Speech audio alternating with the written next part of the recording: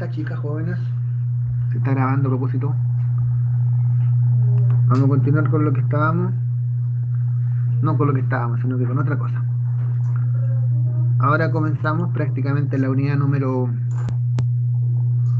2, que es reacciones químicas, para que vaya habiendo claridad sobre lo que estamos haciendo. Díganme, ¿estamos viendo, cierto? Ahí están viendo lo que presento, ¿cierto? Sí, profe. Ya. Bueno, vamos a partir con la parte de gases, estado gaseoso.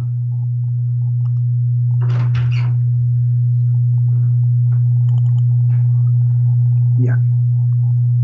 Ustedes ven esa fotografía ahí, ¿no es cierto?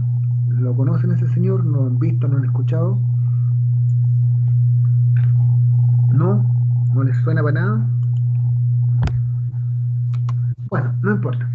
Ese señor llamado Juan Bautista Van Helmont fue el primero que se tiene memoria o se tiene registro de que habló sobre el gas. Y la palabra gas viene del griego chaos, así C-H-A-O-S. Y significa caos. Qué cosa más apropiada, ¿no es cierto?, para poder referirse a este particular estado en la materia. ¿Ya?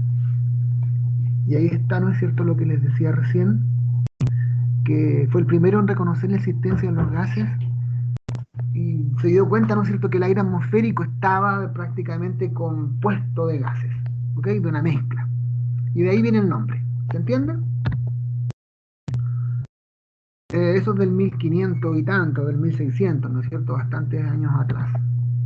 Y todos saben, ¿cierto?, cuáles son las características del estado gaseoso, las propiedades que tiene, ¿no es cierto?, pero igual es necesario recordarlas, es necesario hablar de ellas, para poder situarnos en este estado que es particular y tiene todo un estudio aparte, ¿no es cierto? Nos hablamos entonces de qué características distinguen al estado gaseoso. Y hay varias cuestiones que les vendrán a la memoria. Las fuerzas de atracción entre las partículas que conforman un gas son nulas, no existen prácticamente. No hay fuerza de atracción. Y eso, ¿no es cierto?, les permite diferenciarse claramente de los sólidos, en donde las fuerzas de atracción son mucho más intensas, ¿no es cierto? ¿Ya? Y este hecho de que en un gas las fuerzas de atracción sean muy mínimas, hace o permite que una partícula gaseosa se pueda distanciar enormemente de otra misma partícula gaseosa. Ahí comparamos, ¿no es cierto?, por ejemplo, partículas de sólido con partículas de gas. Podemos darnos cuenta más o menos de una diferencia abismante en cuanto a esa apreciación que podemos hacer. ¿Ok? Díganme, ¿están viendo esto? Porque igual que estoy hablando no estén viendo, ¿sí? ¿Están viendo mi presentación? Sí, profe, se ve Sí, bien. profe, sí se ven. Oh, gracias. Profe. Gracias. Las distancias entonces entre las partículas que forman un gas también son grandes, son inmensas, son grandotas. ¿Ya? Y eso se debe específicamente a la poca fuerza de atracción que hay entre ellas. Así, por ejemplo, ¿no es cierto?, podemos pensar en los gases que contaminan el centro de una ciudad, cómo están repartidos donde quiera que uno camine. ¿Ok? Las distancias, como digo, son inmensas y las fuerzas de atracción son nulas. Que no tienen una forma definida, ¿no es cierto? Y van a adaptarse a donde estén confinados, al instrumento o al aparato, ¿no es cierto?, en donde estén encerrados.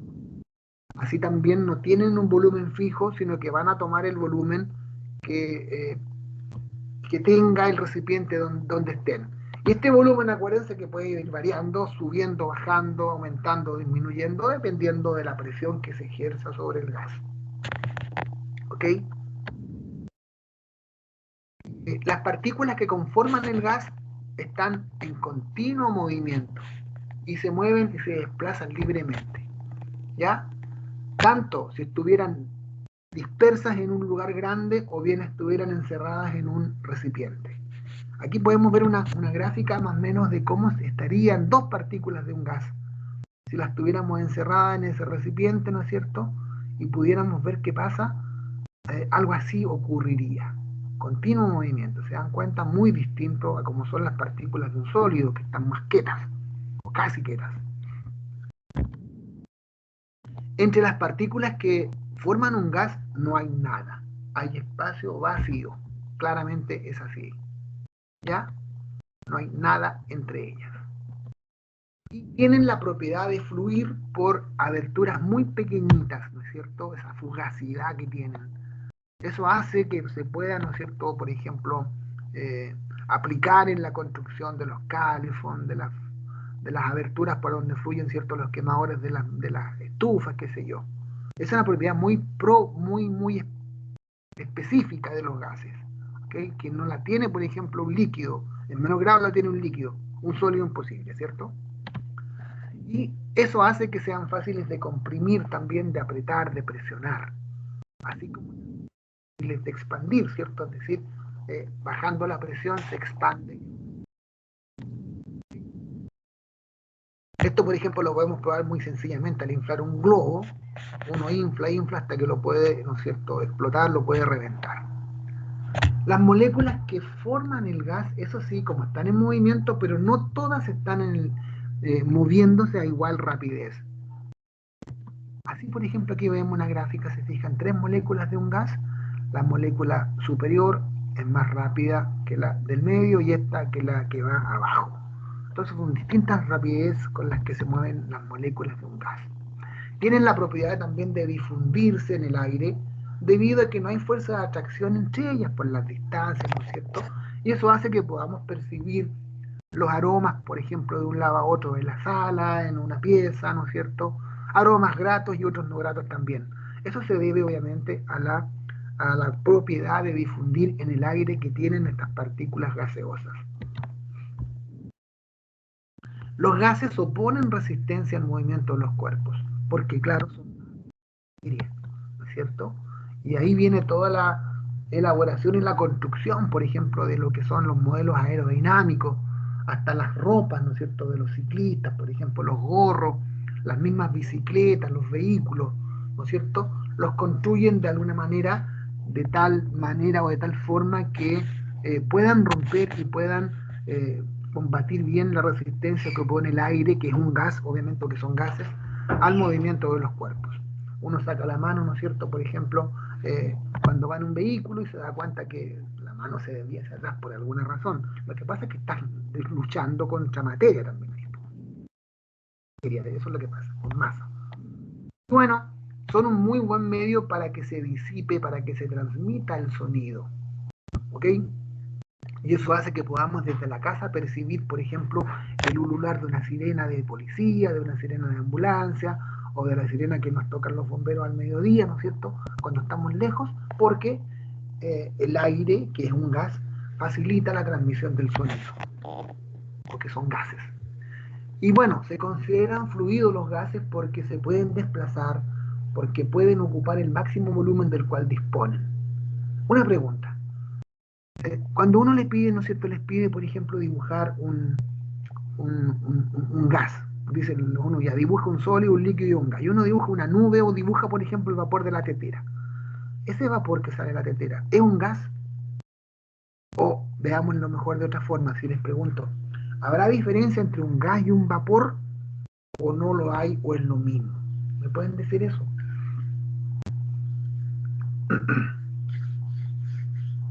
Yo creo que igual hay una diferencia. ¿Cuál es, mija? Es que gas es como más de la atmósfera quizás y eso es como lo que emite la tetera en ese caso. Ya, pero ¿había diferencia en cuanto a qué, por ejemplo?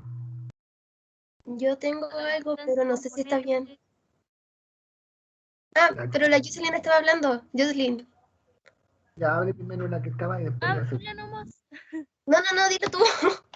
Es que quizás pienso que puede ser en sus componentes porque vienen como de diferentes formas, porque en ese caso sería algo que está emitiendo la tetera y hay muchos otros gases como la atmósfera y esos son diferentes. Bueno, ya, ¿algo más?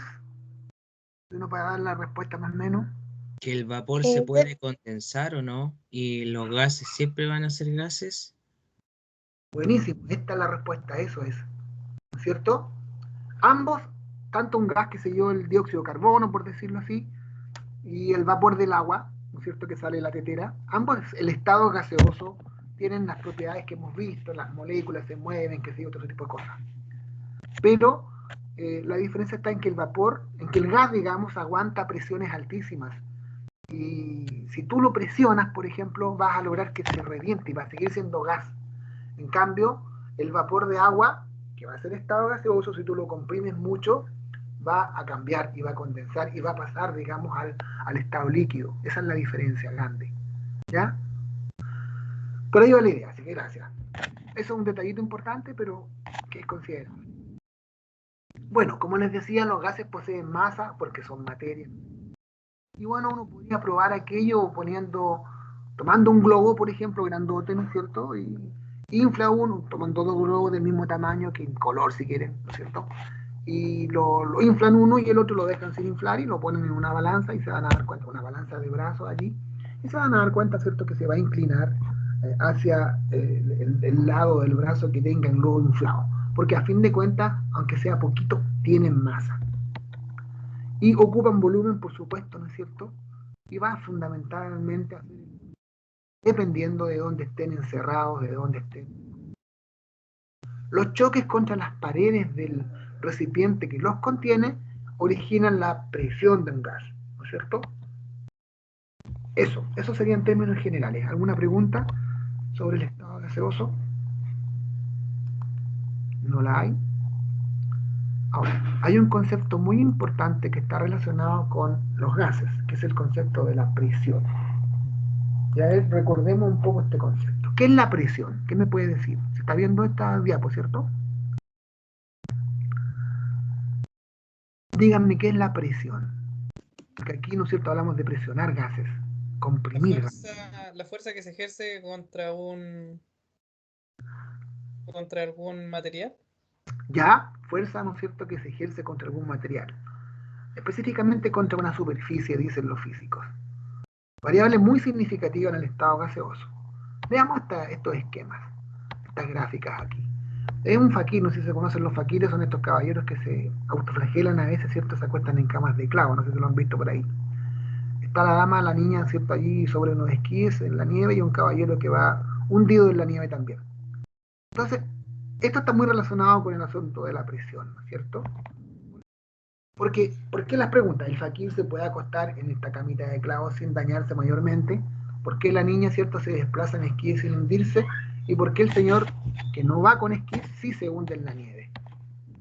Entonces, las respuestas probablemente se encuentren en el concepto de presión. ¿Cómo definimos la presión desde el punto de vista físico? La razón, el cociente o división entre la fuerza y el área o superficie sobre la cual se ejerce la fuerza, ¿no es cierto? De donde P es la presión, F es la fuerza aplicada y A el área o superficie.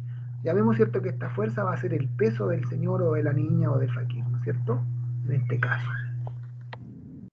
Entonces, podemos concluir que la presión va a variar de manera directa con la fuerza aplicada. ¿Qué significa? A mayor fuerza, mayor presión. Más fuerza, más presión, ¿cierto? Y menor fuerza, menor presión. O a mayor peso, mayor presión. A menor peso, mayor presión, ¿cierto? La presión va a variar de manera inversa, pero ahora respecto a la superficie o respecto al área. ¿Qué significa? A mayor área, menor presión. Y viceversa. Y esto lo podemos entender fácilmente así. Antes de meternos con los esquíes, ¿no es cierto? Pensemos, por ejemplo, pensemos en cualquiera de ustedes, de las chicas, por ejemplo, que tienen su peso, ¿cierto?, su masa corporal, y la fuerza va a ser el peso, ¿no es cierto? En este caso, están, ¿no es cierto?, saliendo al patio, por ejemplo, al jardín, y se ponen unas zapatillas y van y no se van a hundir probablemente, pero se van, ustedes mismas se cambian, ¿no es cierto?, un taco aguja y se van a hundir en el jardín, ¿no es cierto?, en el suelo. ¿Por qué? Porque tu peso, tu masa, ¿cierto?, que tu fuerza se va a distribuir en las zapatillas en una mayor superficie. ¿Ves? Y ahí va a ser menor entonces la presión. Y el mismo peso se va a distribuir en una menor superficie cuando estás con el taco aguja, ¿no es cierto? O bien, cuando uno se sube al techo, por ejemplo, a tapar las goteras. Si uno se sube sin en puro zapato, ¿no es cierto? O si quiere se saca los zapatos, de todas formas lo que va a hacer allí va a hundir las latas, los zinc, ¿ya? En cambio, si tú pones una tabla grande que haga una gran superficie y te paras sobre la tabla, vas a provocar menor daño a la lata o la vas a hundir menos. Porque como estás pisando sobre una superficie mayor, que es la puerta, por ejemplo, o es una tabla grandota, ¿no es cierto? Tu fuerza se va a distribuir en una superficie más grande. Esa es la idea más o menos que quieren plantearnos acá. Y aquí, bueno, si aplicamos el concepto a los ejemplos citados, ¿no es cierto? Este caballero se va a acostar sin problema porque distribuye todo su peso en una mayor superficie. Pero obviamente no va a aguantarnos que le digamos acuéstese allí en un solo clavo, ¿cierto? Porque ahí se lo va a enterrar probablemente. Porque va a distribuir su peso, que es su fuerza, en una superficie muy pequeñita y obviamente se va a dañar. ¿De acuerdo? Y bueno, la chiquilla, ¿no es cierto? También comparada con el caballero, ella va a poder no hundirse si está parada sobre una mayor que le dan los esquíes, y el señor, ¿no es cierto?, que no usa los esquíes, va a estar parado sobre una superficie más chiquita, por tanto se va a hundir. Como la idea, ¿ven? He entendido un poco el cuento. Y ahora hay que digamos, trasladar esto a los gases, porque la presión, ¿no es cierto?, de los gases funciona de manera más o menos similar. Entonces, ¿cómo actúa la presión en los gases? Que es lo que nos importa un poquito más. Pensemos en el siguiente ejemplo. Si llenamos un globo con aire, ¿cierto?, si lo inflamos, su forma va a ir cambiando, va a ir agrandando, debido a que las moléculas que forman parte del aire que estamos insuflando se van a mover continuamente y van a ocupar todo el espacio del cual dispongan dentro del globo. Y van a ir chocando, ¿no es cierto?, a medida que vayamos aumentando el volumen contra las paredes, por lo que van a ir ejerciendo fuerza hacia todas las direcciones. Y va a llegar un momento en que si seguimos inflando, a todos nos ha pasado más de alguna vez hemos reventado un globo, ¿cierto? Bueno, la fuerza se va a aplicar sobre un área determinada, ¿no es cierto?, que van a ser las paredes del globo, y eso va a lograr que se vayan extendiendo o que se vaya expandiendo el volumen, ¿no es cierto?, que tendrían las moléculas de aire en este caso. ¿Alguna pregunta? Veamos otro ejemplo. Si tenemos un gas encerrado en una jeringa, ¿no es cierto?, cuando nosotros movemos el émbolo, estamos obviamente haciendo lo que sabemos. Si presionamos el émbolo, estamos aumentando la presión y el volumen de aire, siempre que tengamos tapado el orificio acá abajo, el volumen de aire, ¿cierto?, va a ir disminuyendo. Entonces, los gases tienen la capacidad de ejercer fuerza sobre los cuerpos. De todas formas, ¿no es cierto? ¿Cuáles son los instrumentos para medir la presión? Por ejemplo, ¿con qué se mide la presión atmosférica? ¿Cómo se llama ese instrumento? ¿Quién lo sabe?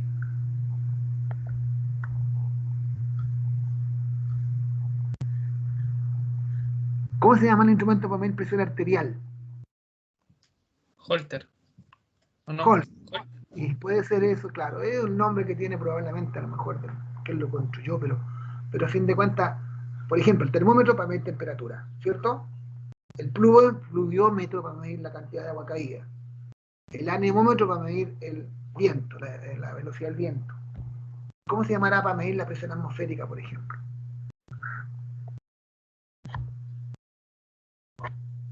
¿El barómetro? El barómetro, bien, barómetro, ¿cierto? Y para medir la presión arterial, ¿saben cómo se llama más o menos en cuánto? ¿Esfigmomanómetro? Exacto, el esfingomanómetro, bien, manómetro. Manómetro sería, ¿no es cierto?, el asunto para medir las presiones arteriales a fin de cuentas. Pero bueno, manómetro también en general, ¿no es cierto?, se llama para medir la presión de los gases, ¿ya? Estos son los instrumentos más... Tengo un par de dibujos después. Pero ahora, ¿en qué unidades se mide la presión? Por ejemplo, cuando nos dan el valor de la presión atmosférica, nos hablan de tantos pascales, de tantos milibares, por ejemplo. Pero no nos interesa esto, los milímetros de mercurio, MNSG, y centímetros de mercurio y las atmósferas. Las dos unidades son muy útiles en la química, ¿no es cierto?, para los ejercicios que uno plantea. No va a ser objeto nuestro hacer tanto ejercicio, sino que recordar un par de cosas nada más sobre eso. Bueno, una pregunta hasta ahora. Por ahí en el chat me dice algo. Profe, buen día, recién pude conectarme en la clase. Ya, no importa, lo importante es que estás acá, María José. Ya, bueno. Y para que sigamos con este cuento, nos vamos a ir entonces a esto que ya entramos en idea. Díganme si están viendo esto, leyes de los gases, por favor. Profe, este PowerPoint no está en la plataforma, ¿verdad? Sí, mija, se les presenté los 3 PowerPoint. Y si usamos uno que no esté en la plataforma, se los dejo ahora mismo una vez que concluyamos la clase. Así que tranquilidad por ese lado. Ya. ¿Están viendo esta, cierto? Nueva PPT, ¿sí? Sí, profe. Sí, Vamos profe. a algunas aplicaciones. Tenemos que ver con la atmósfera, ¿cierto? La presión atmosférica. Todos los días nos dan el informe de la presión atmosférica. Por ejemplo, ¿se han dado cuenta en el invierno qué valores de presión atmosférica hay versus las presiones atmosféricas que nos dan en el verano? Cuando hay mal tiempo, cuando hay tormentas, cuando hay lluvia, cuando hay viento, qué sé yo. ¿Se han visto qué valores de presión atmosférica nos dan comparado con las presiones atmosféricas que tenemos en enero, por ejemplo, o que tenemos cuando hace más calor? ¿No? ¿No se han dado cuenta? ¿Son mayores ¿Cuándo son mayores? en el invierno? Cuando... En el Por la invierno. cantidad, yo digo No, por la cuando cantidad de la hace calor. estufa, todo eso. ¿No? En la presión atmosférica, ¿cierto? Son más altos los valores cuando hay mal tiempo, hay mal clima. Y son más bajos los valores cuando tenemos ciertos días despejados, por ejemplo. Alguna razón habría que empezar a darse cuenta por allí. Pero bueno, eso es un datito, ¿no es cierto? Y bueno, la atmósfera, ¿cierto?, es la capa de gases que rodea la Tierra, ¿no es cierto?, que circunda la Tierra. Y bueno, la presión atmosférica va a ser la fuerza que la atmósfera ejerce sobre la superficie, sobre todo los que estamos abajo, ¿no es cierto? ¿Está claro el cuento eso? Eso lo tenemos clarísimo. Los barómetros, como les decía, son los instrumentos que nos permiten medir, o el barómetro nos permite medir el valor de la presión atmosférica. Cuando nos dan el informe del tiempo, nos dan la unidad de Pascal y nos dicen milibares, por ejemplo. Algo así como 1013 milibares significa más o menos una atmósfera o 760 milímetros de mercurio. ¿Ya? Este caballero Evangelista Torricelli, el italiano, fue uno de los primeros que inventó el famoso barómetro que lleva su apellido. Y este barómetro, cierto, más o menos así, muy simple, funciona así. Tenía una cubeta llena con mercurio. El mercurio, acuérdense que es un metal que a temperatura ambiente está en estado líquido. Y puso, digamos, una columna, un cilindro, un tubo de ensayo largo como de 1 metro, por decirlo así, sobre, de manera recta, ¿cierto? Sobre, o lo invirtió y lo ingresó dentro del mercurio. Y se dio cuenta que la fuerza que ejercía el aire sobre el mercurio hacía que éste subiera por la columna hasta una altura, adivinen de cuánto. ¿Cuánto debería decir allí?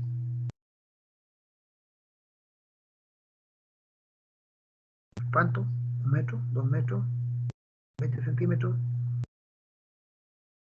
¿Cuánto? ¿1 metro? No, 76 centímetros. Y de ahí viene el cuento, 76 centímetros de mercurio o 760 milímetros de mercurio. De ahí, cierto, salió entonces la historia de que una atmósfera, que es una unidad de medida de presión, es igual a 760 milímetros de mercurio. Porque la altura que había entre esto y esto eran 76 centímetros o 760 milímetros. De ahí se definió la historia. Muy interesante. Bueno, eso es cierto, un primer muy original, muy artesanal, probablemente barómetro. Y bueno, hay algunos más actualizados como estos aparatitos, ¿cierto? Y otros de este tipo, qué sé yo. Profe, eso sería a nivel del mar, ¿cierto? A nivel del mar, perfecto, eso es lo que vamos a ver realmente ahora. A nivel del mar, 760 milímetros de mercurio. Entonces, la atmósfera ejerce una presión sobre la superficie que es igual a 760 milímetros de mercurio. No, si vemos lo mismo que estaba mencionando más recién, acuérdense que las capas de la atmósfera, más o menos desde arriba hacia abajo, van desde la troposfera, que hasta los 12 kilómetros, la estratosfera, la mesósfera, la ionosfera y la exosfera. Más o menos, ¿cierto? Para que nos ubiquemos, todos los fenómenos climáticos se dan más o menos a la altura de la troposfera, cuando mucho algunos dicen la estratosfera, pero más acá, hasta los 10 kilómetros, 11 kilómetros, ¿no es cierto? Yo diría que es la troposfera fundamentalmente. Fíjense que los vuelos comerciales, más de algunos, ¿cierto?, han dado ha viajado en avión y se ha podido dar cuenta de eso. Los vuelos comerciales más o menos tienen alturas de crucero de 12 kilómetros, más o menos por ahí. Ahí más o menos lo que se desplazan los aviones comerciales, 12.000 metros. En la ionósfera, por ejemplo, que está sobre los 80 kilómetros hacia arriba, tenemos, allí están puestos los satélites. Todas las noches, ¿cierto? Si miramos con detalle al cielo, vamos a ver que se mueven unas estrellitas, y esas estrellitas que se mueven, que van circundando, ¿cierto?, el globo, son los satélites de comunicación fundamentalmente, los que nos permiten todas las comunicaciones. Se ponen allí en la ionósfera por la capacidad que tienen ahí de la comunicación. Y bueno, los vuelos espaciales van más allá de los 500 kilómetros de altura, que son la exósfera, la parte exterior. Ya, ¿para qué decimos esto? Para meternos, y es lo que me acaban de preguntar, a nivel del mar. Si tenemos, ¿cierto?, 0 kilómetros que a nivel del mar, la presión es 760 milímetros de mercurio, 76 centímetros, o una atmósfera. Fíjense lo siguiente, si yo voy subiendo, ¿no es cierto?, imagínense a la altura de que vuelan los aviones, 10, 11 kilómetros, 12 kilómetros, ya la presión, miren cómo ha bajado, menos presión, ¿no es cierto? Entonces, a mayor altura, menor presión. ¿Y por qué? Es obvio. Fíjense, si yo a nivel del mar tomo un litro de aire limpio, sin los contaminantes, la masa que me da ese litro, 1,225 gramos. Miren, una parte pero mínima. Son 1000 ml, pero me pesa o me masa 1,2 gramos. Muy poco, ¿se dan cuenta? Por eso, cuando uno dice, se han dado cuenta que uno dice que está denso el aire, ¿se han dado cuenta cuando uno entra, por ejemplo, no sé ustedes que iban, todavía no, hace tiempo que no creo que vayan, a las discos, ¿no? A las discotecas. Y de repente dentro dice uno, está denso el aire. O se mete a una casa, ¿cierto?, están fumando, por ejemplo, está denso el aire.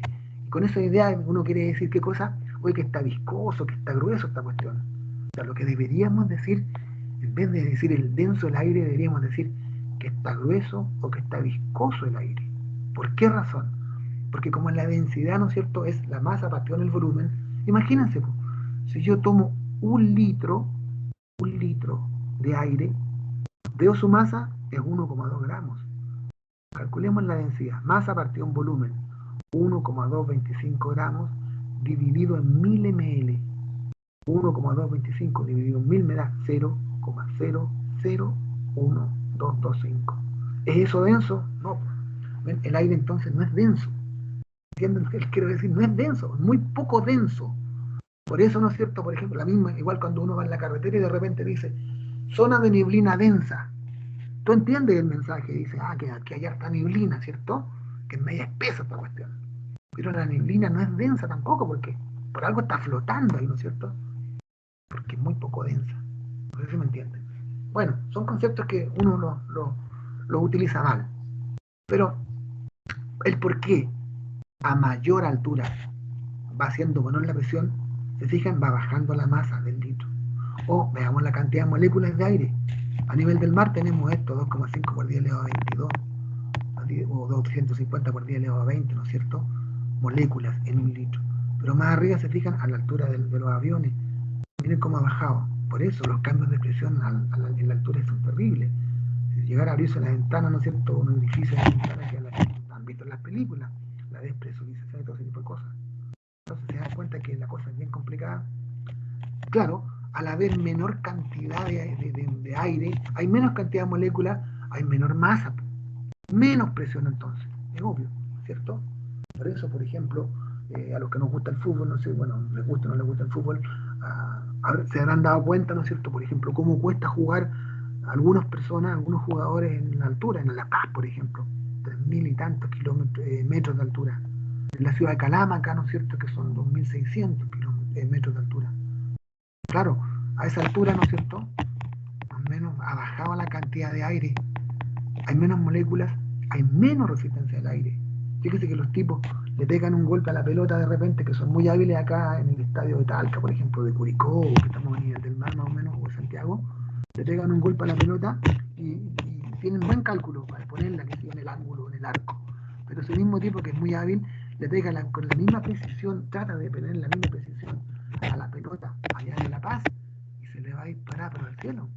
¿Por qué? Porque obviamente hay menos resistencia. El mismo tipo, ¿cierto?, que corre de un lado a otro de la cancha, por ejemplo, acá en Santiago, en Talca o en Curicó, que corre, ¿no es cierto?, se cansa, obviamente. Pero el tipo, si hace ese mismo pique, ese mismo recorrido de un lado a otro de la cancha, allá en Calama o en La Paz, se cansa más, porque hay menos oxígeno, porque hay menos moléculas. Lo mismo pasa con los andinistas, ¿no es cierto? Se va perdiendo el oxígeno hacia arriba. Entonces, todo ese tipo de cosas están relacionadas con esto. Tiene que ver con las aplicaciones para que uno vaya entendiendo más o menos el cuento. ¿Alguna pregunta? No. No, profe. Qué bueno. Teoría cinética de los gases ideales. Esta teoría, ¿cierto?, la han escuchado tantas veces. Es lo mismo que dijimos recién en la otra presentación, en dar las propiedades de los gases. Qué sé yo, por ejemplo, las partículas están en movimiento, ¿no es cierto?, movimiento caótico. Los choques son elásticos, eso no lo dijimos, pero significa que cuando las partículas se están moviendo y chocan contra las paredes, van y vuelven. No van y quedan estampadas, ¿cierto?, en la pared, sino que van y vuelven, ¿cierto? Son choques elásticos, eso quiere decir. Y otra cosa importante, que la temperatura absoluta es proporcional, dice acá, a la energía cinética promedio de las moléculas. ¿Ok? Por eso ahí en física, bueno, ustedes no tienen física parece, pero siempre nos hacen una diferencia entre el calor y la temperatura. ¿Ok? Pero bueno, no es motivo nuestro estudiar eso. Pero esto de la teoría cinética de los gases ideales está más o menos muy relacionada con lo que vimos recién. Y una pregunta, como dije, gases ideales. Mi pregunta es la siguiente. ¿Qué es un gas ideal? ¿Qué es un gas ideal? ¿Existen los gases ideales? ¿Sí o no? Pregunta a las chicas, ¿existen los hombres ideales? Profe, que se le está escuchando mal, está haciendo interferencia con el micrófono, parece. Estaba con ruido. Ahora sí, voy a quedarme quieto. La pregunta que les digo, ¿existen los gases ideales? ¿Me están escuchando mejor?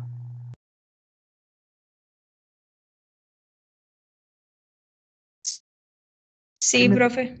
¿Cuáles son los gases ideales? Nómbrame ejemplos. Los gases nobles. Los ¿Puede gases ser o nada? Nada que ver. No, dime, está bien, sí, no tengo por qué, no te preocupes si está mal eso, lo de menos. Yo no te voy a cuestionar por aquello. Tú dices que los gases ideales como los gases nobles son ideales. Bien, bien tu idea, perfecto. ¿Qué más me dice otra cosa? Ya, pero ¿por qué pueden ser ideales los gases entonces? ¿Por qué los gases nobles pueden ser ideales y no otros? Por ejemplo, el oxígeno ya, que no es gas noble. Profe, ¿eso no tiene que ver con las partículas que se atraen, algo así? Tiene que ver con las Que partículas, no. Ah, ¿no? No sé.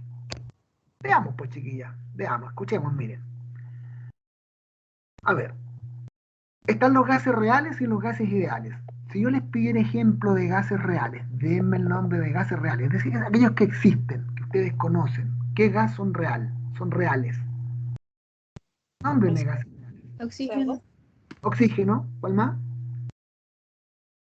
CO2 me dijo alguien ya, CO2, que es el dióxido de carbono, ¿qué más?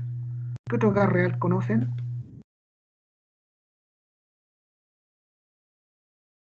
Yo les nombro el helio, que es un gas noble, también es real, existe. El neón, el argón también, el criptón. ¿Qué otro gas más conocen? A ver, ¿cómo El se llama el gas? metano. El metano, bien, el metano, ¿cuál más? Ya. Otra pregunta. Vamos a seguir con esto. Tenemos en el gas metano, ¿cierto? ¿Cómo se llama el gas que está encerrado en el cilindro de la casa? Que todo el mundo tiene. Que alimenta la cocina, alimenta el calefón. ¿Cómo se llama ese gas? Incluso, ¿cómo? Butano. Butano o propano. Una mezcla puede ser de propano o butano, ¿cierto? Incluso eso está, lo tienen encerradito en unos encendedores medio transparentes que hay por ahí. Entonces, ¿cierto? Hay un gas adentro que se llama butano. Mi pregunta, ¿es un gas? Y si yo tomo el cilindro y lo muevo, ¿qué siento? Y si yo miro ese encendedor que es transparente, color verdecito, rosado, a veces amarillo, ¿qué veo adentro? Un líquido. Bueno, y no es un gas. Líquido. ¿Cómo es la cuestión esa? ¿Qué me explica eso? Sería como un gas licuado, algo así. Licuado porque está líquido, gas licuado, o sea, es un gas en estado líquido. ¿Esa es como la idea? Claro Y que ese sí, sería como un volumen determinado, o sea, estaría como fijo ahí. es lógico, pues chiquillos, ¿cierto? Mira, sí está bien, pues lo que pasa es que aquí tenemos con las moléculas del gas, ¿se fijan? ¿Qué pasa si yo las empiezo a apretar, a comprimir, a comprimir? Las voy a juntar, ¿cierto? Y si yo hago un dibujo, aquí tengo el gas, aquí a la izquierda tengo un líquido y acá a la derecha tengo un sólido. El sólido ordenadito, ¿cierto? El líquido un poquito más disperso y el gas es más caótico. Entonces, si yo junto las moléculas, las comprimo, paso al orden siguiente que sería el líquido. Entonces, lo que pasa es que adentro del cilindro tengo un gas a alta presión. Adentro de ese encendedor tengo un gas a alta presión, por eso está como líquido. Y basta que lo deje salir, ¿no es cierto? Presionando el orificio salida, el émbolo, o la llave del gas, que sé yo, lo que quieran, la llave de paso. Y esas moléculas que están presionadas al cuadrado, pero muy presionadas, muy juntitas, al fugarse, al salir, se dispersan y vuelven a ser gas. ¿Comprenden la idea? Ya. Entonces, eso le pasa a los gases, tienen todas esas propiedades, se dan cuenta que son distintas, son diferentes. Todos esos gases que me han nombrado, butano, propano, dióxido de carbono, helio, neón, argón, ¿no es cierto? El etino, el acetileno, el dióxido de nitrógeno, el gas que ustedes quieran, son gases reales, existen en la naturaleza, ¿ya? Pero cuando estos mismos gases reales, cualquiera que se les ocurra, están sometidos, ¿no es cierto?, a bajas presiones, perdón, a altas presiones y bajas temperaturas, ¿no es cierto?, son los gases reales. Pero estos mismos gases reales, cuando la presión y la temperatura es cercana a la ambiental, baja presión, baja temperatura, allí se comportan como gases ideales. ¿De acuerdo? Dependiendo de las condiciones. Y si se comportan como gases ideales, van a dar respuesta a las leyes de los gases. Por ejemplo, a ver si les digo un ejemplo bien simple, medio loco, pero no importa. Tengo este cilindro, ¿cierto? Que es un gas real. ¿Qué tengo adentro? Propano-butano. ¿Cierto? Este cilindro que tengo en la casa. Ahí lo tengo, ¿no es cierto? Lo tengo tranquilo porque está, bueno, está presionado adentro, qué sé yo. Está como un líquido. A temperatura ambiente, 50 grados si quiero, no, ningún problema. 40 grados, 30 grados, ¿no es cierto?, de temperatura ambiente.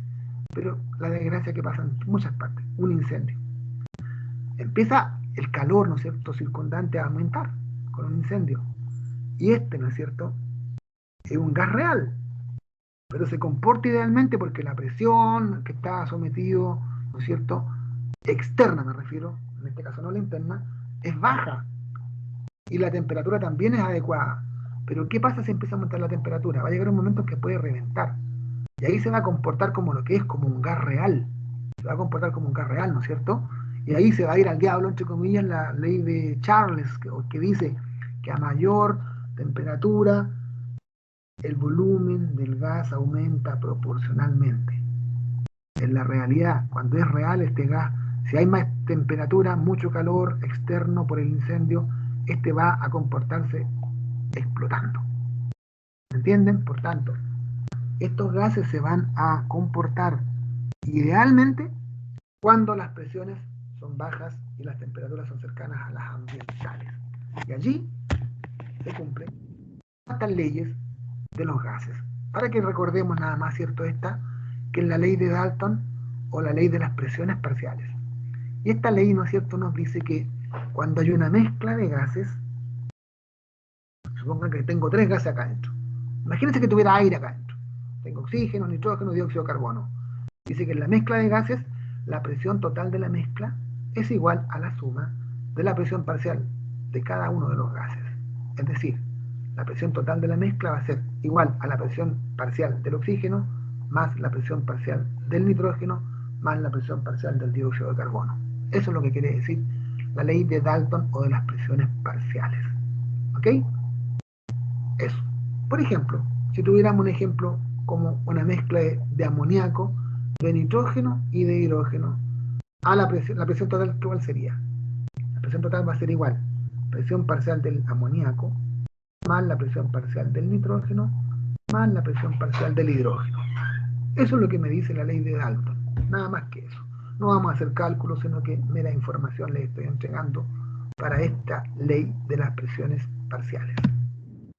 La ley de Avogadro, ¿cierto? ¿De dónde salió el concepto de mol? ¿Se acuerdan que ya lo vimos? Este caballero ocupó gases para hacer su descubrimiento o su propuesta del mol. ¿Y qué es lo que hizo? Fíjense bien.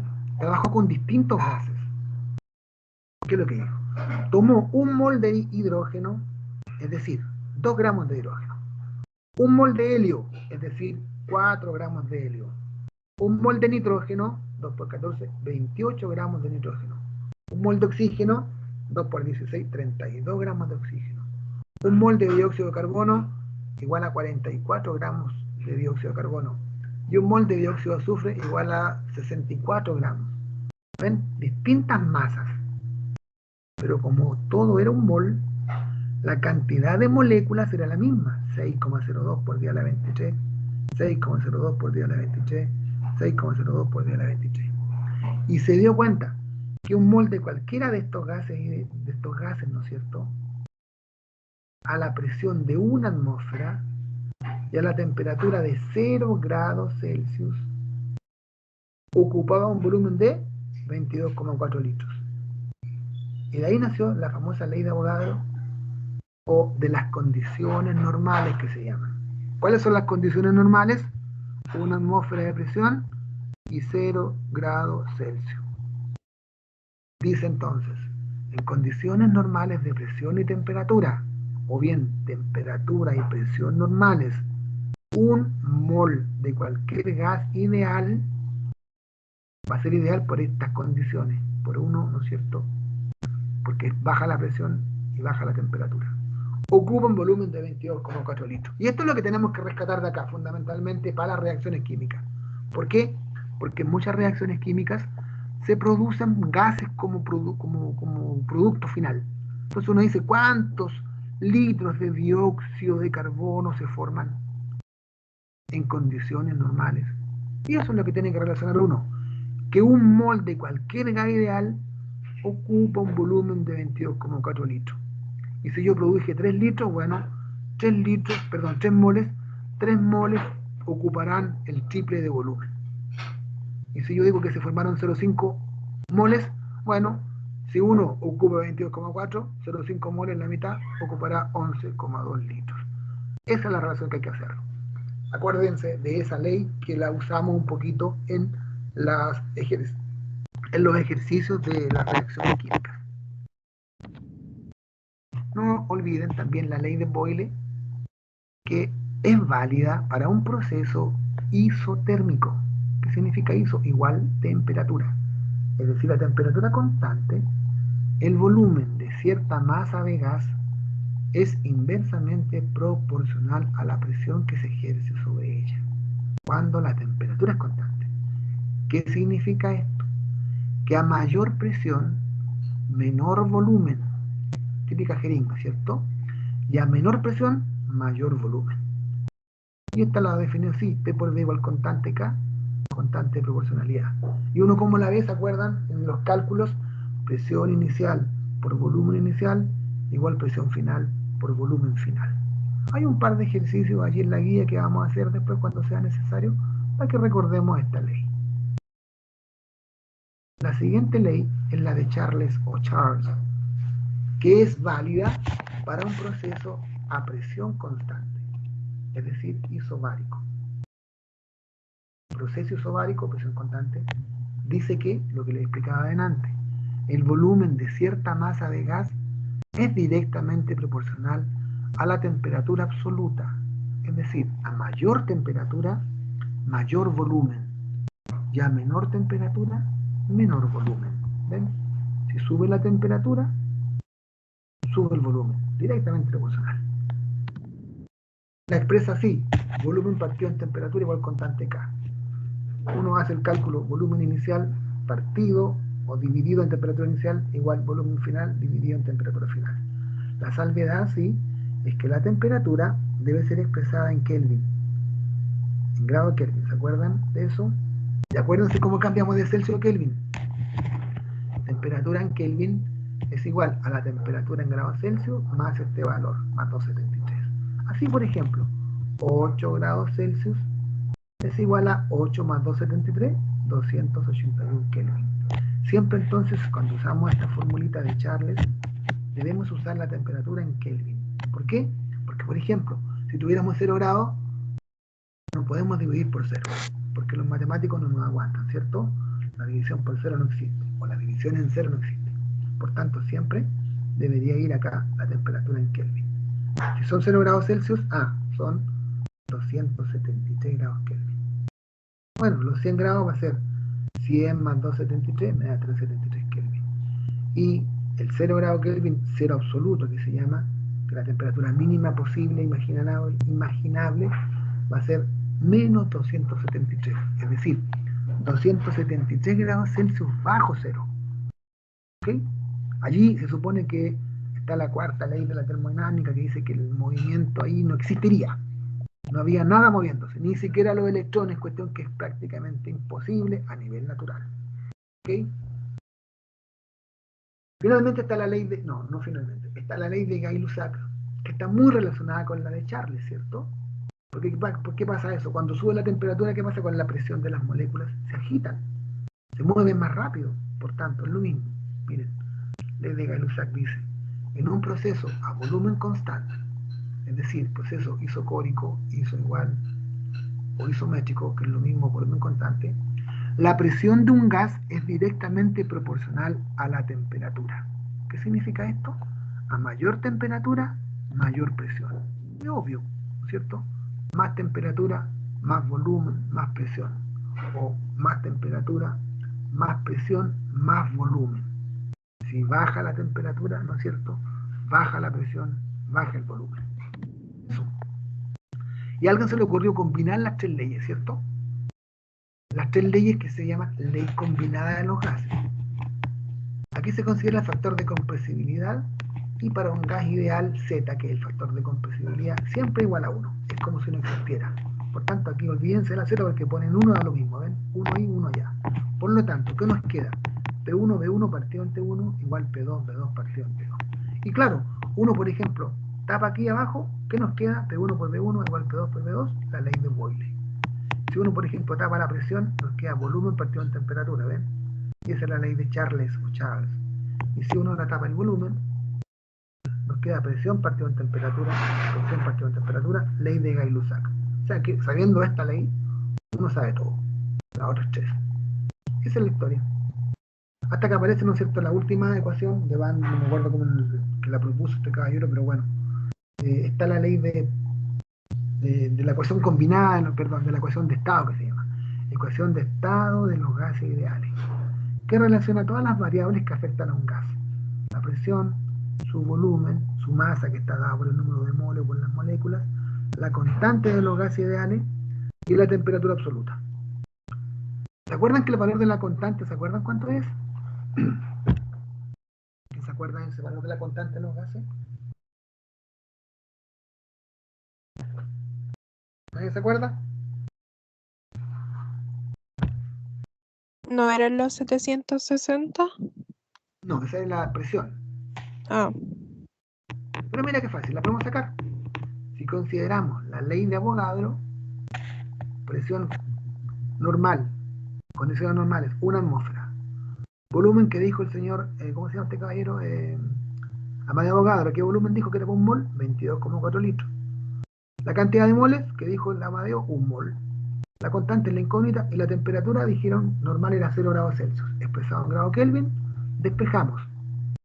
R me va a quedar igual, P por B partido en N por T. Miren, de P por B igual N por R por T, despejando R nos queda presión por volumen dividido en moles por temperatura.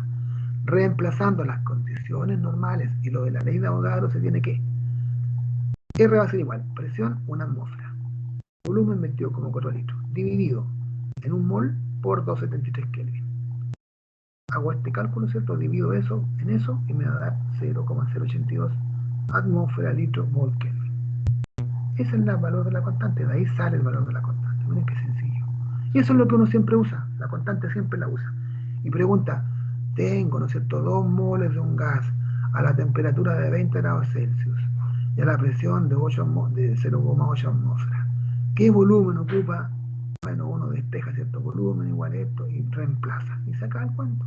Siempre hay que trabajar, sí, en estas unidades. La presión en atmósferas, el volumen en litro, mol, obviamente en mol, y la temperatura en Kelvin. Siempre cuando uno se mete a estas formulitas. Y de ahí uno jugaba con esta cuestión y preguntaba por el volumen, por los moles, por los gramos, por la temperatura, qué sé yo. Y jodía, ¿no es cierto?, a los estudiantes ahí pidiéndole ese tipo de cosas. Acá, olvidémonos, no vamos a preguntar esto porque no es tan relevante para nosotros. Preguntas, dudas, consultas. Incluso me pueden corregir si es que no lo he hecho bien. O si es que no he dicho algo atinado, díganme. Profe, ¿Sí? en la ley de Dalton, ¿es la presión total es igual a la suma de las presiones parciales? Exacto, la total de la mezcla, digamos. La presión total de la mezcla sería...